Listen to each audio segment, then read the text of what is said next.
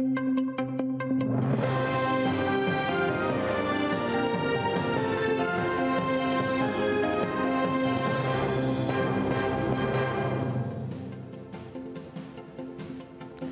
alaikum. Эфирде Заман февральның 16-сы студияда Эльмаз Асан Чалыша.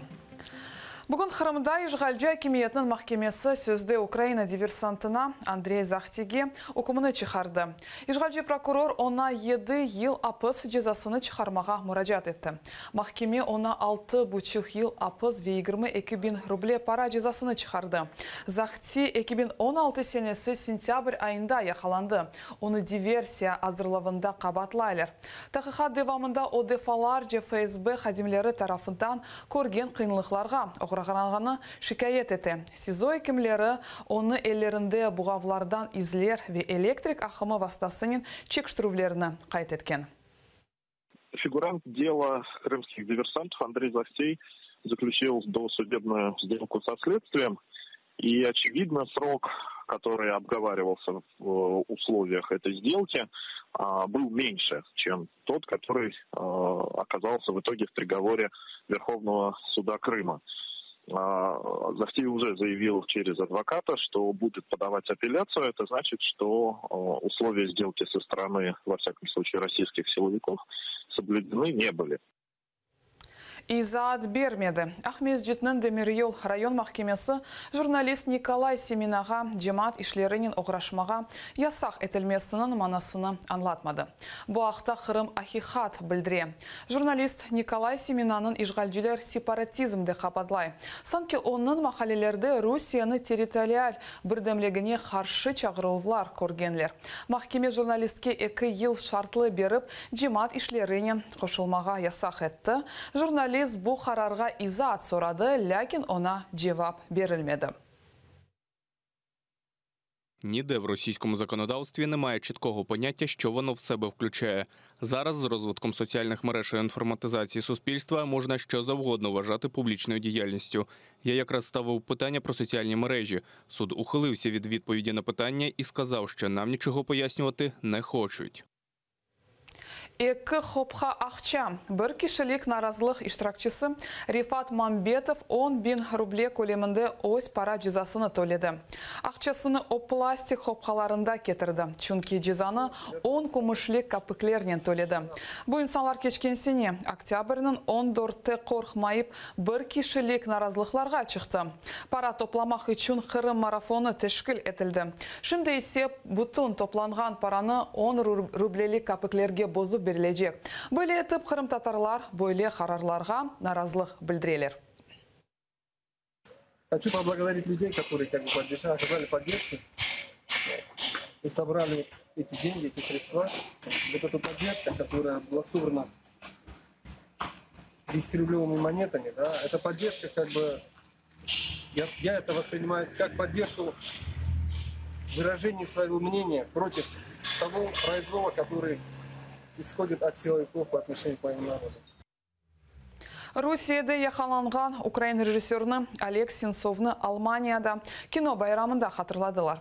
Берлинале кинофестиваль açılışында фестивальның мудиры Дитер Кослик Кремльнің дырал Олег Сенцовның азатлыққа чықармаға чағырды.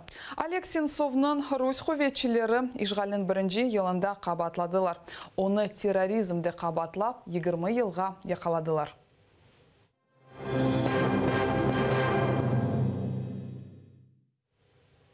Бүгін Мюнхенде телекөзілікке бағышланған 54-ші конференция кечірілежек. Конференция бір афта девамында олачақ. Мұйым мевзуларындан бірі Русия ве Ғарп мемлекетлерінде олған мұнасебетлер.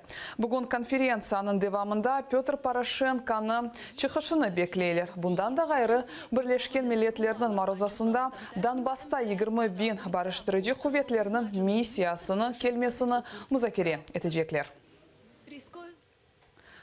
Кремль мабуслерінің азат етілмесі Мюнхенде көтерілежек эзас мәселесідір.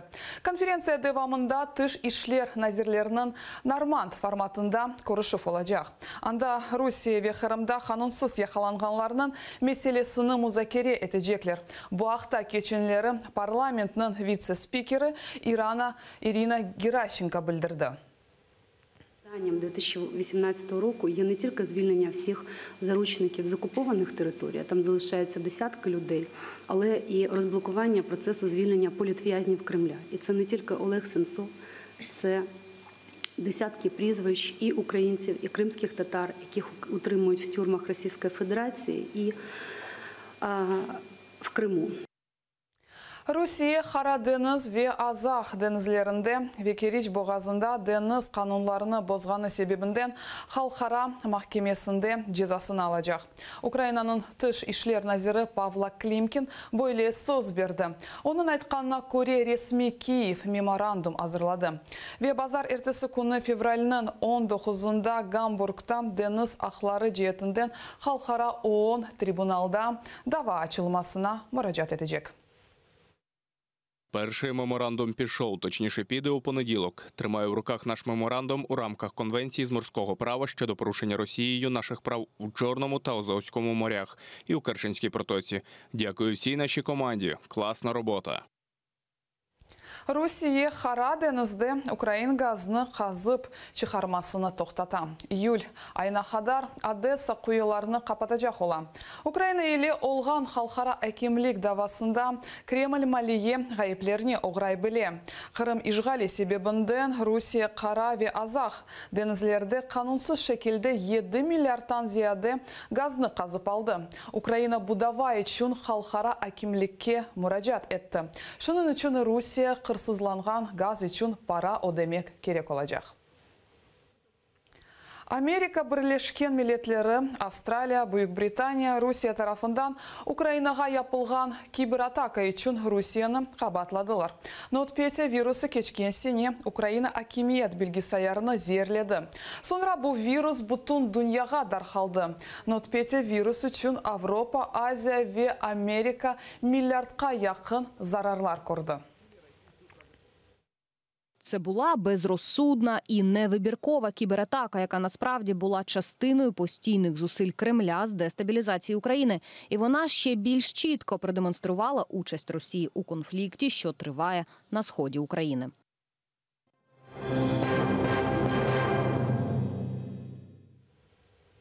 Putin'nin seçimlerden mahkeme vastasının çıkarmak. Prezident namzetlerinden biri olğan Kseniya Sobchak talap etti. Sobchak'nın qayt etkenine göre Putin'nin seçimlerde iştirak etmesi hakkı yok. Çünkü o 3 kere bu namzetke tayinlengen edi. Rusya siyasetşinaslar Sobchak'nın müracaatını müzakere eteler.